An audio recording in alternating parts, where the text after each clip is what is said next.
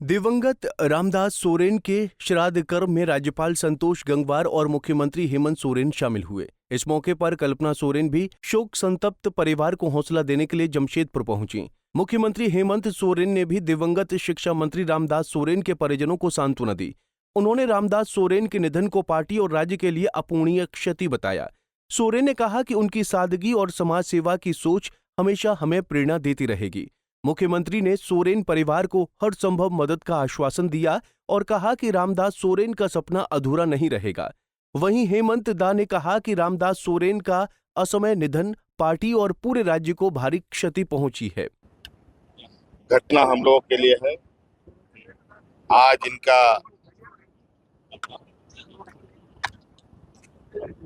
विधि विधान का ये आखिरी दिन है।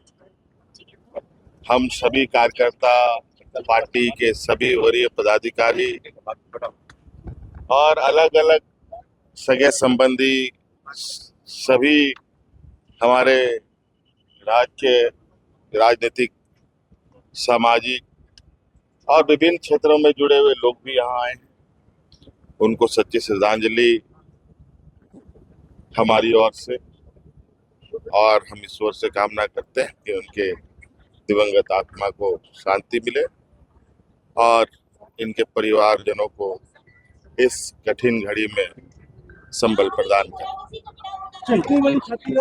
वहीं श्रद्धांजलि सभा के दौरान माहौल काफी ज्यादा गमगीन रहा। दिवंगत मंत्री के बेटे सोमेश सोरेन ने बताया कि मुख्यमंत्री ने परिवार को आश्वस्त किया है कि इस दुख की घड़ी में वो और पूरा संगठन उनके साथ मजबूती से खड़ा है। अंतिम जोहार को कैसे देख रहे हैं?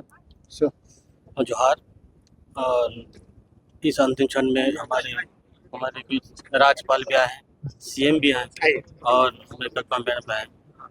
इस क्षण को मैं बहुत क्षतिपूर्ण और बहुत दुखद की घटना है, और हमारे इस क्षण में हमारे सभी जनों ने सांत्वना दी और क्षेत्र को हमारे क्षेत्र और झारखंड क्षेत्र को पे बहुत ही संतावनाशील। जिला लड़ेंगे क्या?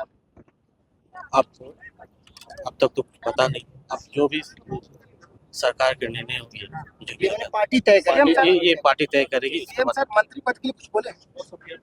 अभी सब बताया नहीं।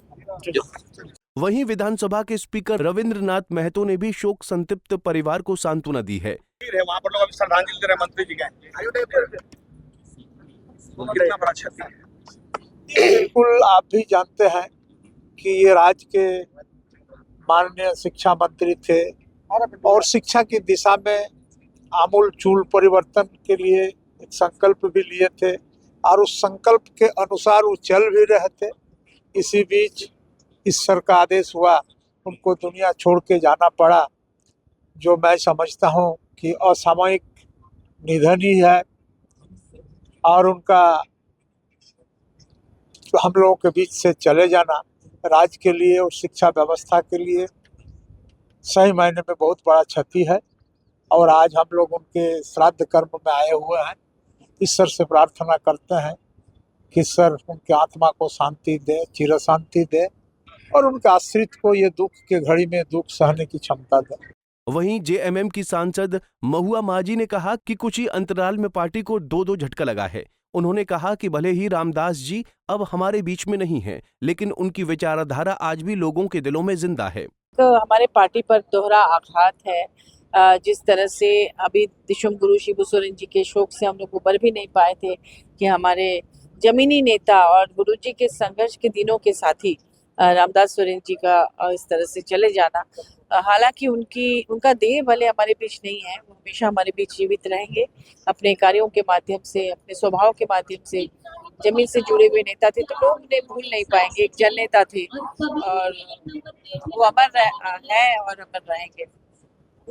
वहीं दिवंगत रामदास सोरेन के परिवार को ये उम्मीद है कि उनकी राजनीतिक विरासत परंपरा के मुताबिक उनके हिस्से ही आएगी। हालांकि ये वक्त ही बताएगा कि उपचुनाव में उम्मीदवार के चयन में मुख्यमंत्री हेमंत सोरेन क्या फैसला लेंगे। पंजाब केसरी टीवी के लिए जमशेदपुर से इंद्रजीत की रिपोर्ट।